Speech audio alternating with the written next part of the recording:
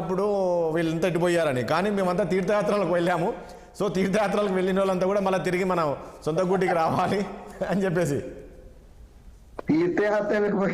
తీర్థయాత్రలకు పోతారో తెలుసు కదా, అవసాన దశలో తీర్థయాత్రలకు పోతారు జనరల్ గా. సరే, ఆయన అభిప్రాయం ఏదైనా కూడా మా పార్టీకి వస్తున్నారు కాబట్టి మా పెద్దలు ఆహ్వానిస్తే నేను కూడా వారితో పాటు తానా తందనా అని చప్పట్లు కొట్టాల్సిందే.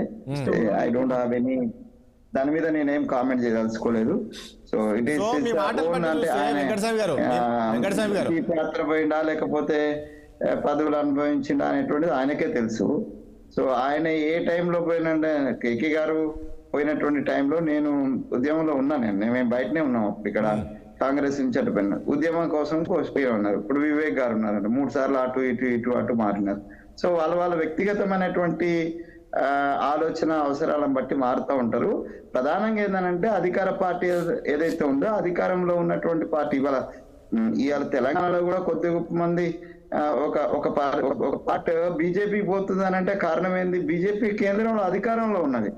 సో దాని కారణంగా అధికారం అనేటువంటిది ఒక ఆకర్షణ. అక్కడ పోయి ఇప్పుడు మాలాంటి వాళ్ళం ఎందుకు పోవాలంటే సైద్ధాంతికంగా మేము ఇక్కడ కట్టుబడి ఉన్నాం అని మనం ఇక్కడ నుండి టీవీలో చెప్పుకుంటున్నాం అండి. సంగప్పన్న అన్నది 100% కరెక్ట్. ఊళ్ళల్లో ఉన్నటువంటి సామాన్యులు, నువ్వు ఏ పార్టీ అధికారం ఉన్న సంబంధం లేదు, కాంగ్రెస్ పట్టుకొని ఉన్నాడు, కాంగ్రెస్ నే సత్యదాకా పట్టుకొని ఉంటున్నాడు. టీడీపీ ఉన్నాడు, టీడీపీ లేకపోయినా పక్క రాష్ట్రం లేదు. టీఆర్ఎస్ సంబంధించిన వాళ్ళు కూడా కొంతమంది అట్లనే ఉండొచ్చు. లేకపోతే కమ్యూనిస్టులను చూస్తున్నాం మనం, వాళ్ళకి ఏ విధమైనటువంటి అవకాశాలు లేకపోయినా కూడా పట్టుకొని ఉంటున్నారు. సో ఇది వ్యక్తిగతంగా మేము ఈ పార్టీకి సంబంధించిన వాళ్ళమని ఒక ఫర్మ్ నిర్ణయం ఉన్న వాళ్ళు ఉంటారు. రిమైనింగ్ వాళ్ళు ఆపర్చునిటీ, అవకాశవాద రాజకీయం ఇది. దేశం అనేటువంటిది అవకాశవాద రాజకీయాలు చేస్తున్నాయి దేశం మొత్తం మీద కూడా. సో లేకపోతే గులాబీ నబీ ఆజాద్ కాంగ్రెస్ బీజేపీ అంటే బయటికి పోవడం ఏంటండి? ఇంకా అట్లాంటి పెద్ద అశోక్ చౌహాన్ సీఎం చేసినాడండి. అంతకంటే ఇంకా ఏం పోస్ట్ పెద్దగా ఉంటది? పిఎంఏ ఉంటది కదా నెక్స్ట్. సో కాబట్టి ఇట్లాంటి వాళ్ళు కూడా పోతున్నట్టే అవకాశవాద రాజ్యము రాజ్యమేరుతుంది అలా దేశంలో. ఇది ఈ ప్రజాస్వామ్యానికి మంచిది కాదు. సో మా పార్టీకి ఎవరు వచ్చినా కూడా ఇప్పుడు మా ముఖ్యమంత్రి గారు, పిసిసి ప్రెసిడెంట్ గారు 2 వారే, without the permission of the hire. ఇంకోటి ఏంటంటే గేట్ తెరవడం మూయడం ఏమి ఉండదండి. అన్ని పార్టీలు గేట్ తెలిసే ఉంటాయి, ఎప్పుడు తెరిచే ఉంటాయి.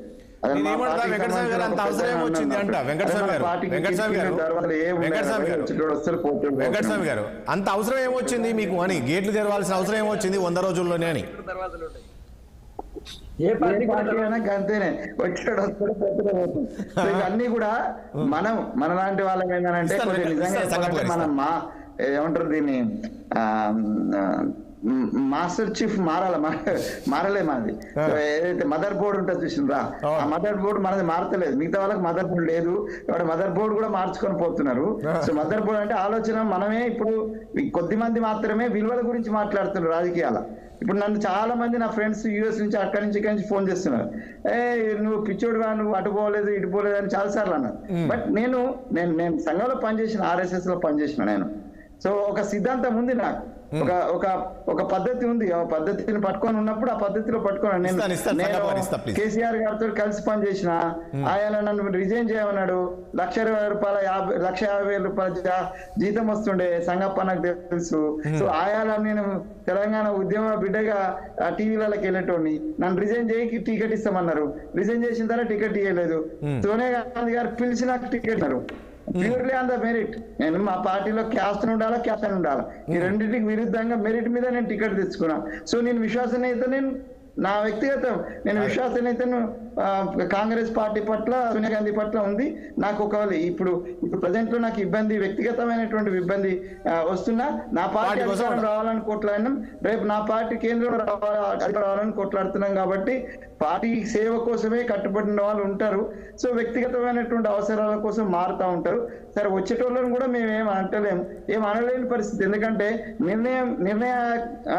నిర్ణయం చేసే స్థితిలో ఆప్షన్ లేను, నాలాంటి వాళ్ళు లేరు. సో వేరే వాళ్ళు ఉన్నారు, వాళ్ళు నిర్ణయం చేస్తున్నారు. అధిష్టానం కూడా వాళ్ళకు ఓకే అట్టున్నది. కాబట్టి ఇదంతా నడుస్తూ ఉంటది. సరే కాబట్టి రేపు ఇబ్బంది వచ్చినప్పుడు ఎవరు ఎక్కడ నిలబడతారు, మళ్ళీ ఎవడు మిగులుతాడు అనేటువంటి చాలా ఒక $1,000 మిలియన్ క్వశ్చన్ అవుతుంది అది. సో పట్టుకొని ఉండడం అనేటువంటిది పార్టీలకు సిద్ధాంతాన్ని విలువలు పట్టుకొని ఉండడం అనేటువంటిది చాలా ముఖ్యము. దాంట్లో మొత్తానికి చూస్తే వెంకటస్వామి గారు మీలాంటి సీనియర్లు అధికారంలో ఉన్నా లేకపోయినా ఉండేటువంటి ఒక మనస్థైర్యం ఉండాలి. ఇప్పుడు మీరు ఆస్తుస్థైర్యం ఎందుకు కోల్పోతున్నారు? ఇప్పుడు పోయేటందరూ కేసీఆర్ ఆత్మస్థైర్యం కోల్పోయినానో, లేకపోతే రాహుల్ గాంధీ ఆత్మస్థైర్యం కోల్పోయిండని అన్నారు, లేకపోతే మా దగ్గర ఉత్తమ్ రెడ్డి ఆత్మస్థైర్యం కోల్పోయినా, వాళ్ళు కాదు, లీడ్ చేసిన వాళ్ళు కాదు, కిందున్న వాళ్ళు ఆత్మస్థైర్యం వెళ్ళిపోయి అవకాశాల కోసం వెళ్ళిపోతున్నారు. సో దాని మాత్రాన ఒక పార్టీ నక్సలైట్ పార్టీనే, బ్యాండ్ పార్టీని ఇప్పటిదాకా భూస్థాపితం కాలేదండి. ఏ పార్టీ మాది కూడా మోడీ ఎన్ని లక్షల సార్లు అన్నాడు ఇది కాంగ్రెస్ ముక్త భారత్ అని. సో కాంగ్రెస్ ముక్త భారత్ అయ్యిందా? మళ్ళీ వస్తూనే ఉంటది, మళ్ళీ వస్తూనే ఉంటది. ఆయన పోడు, మేము పోము, కింద పడుతుంటాయి, పై లేస్తుంటాయి. సంగప్ప గారు చెప్తున్నారు, ప్రస్తుత పరిస్థితులు దయనీయంగా ఉన్నాయి, ప్రజాస్వామ్యానికి వ్యతిరేకంగా ఉన్నాయి. Right right okay. సంగప్ప గారు చెప్తున్నారు. సరే, లాస్ట్ పాయింట్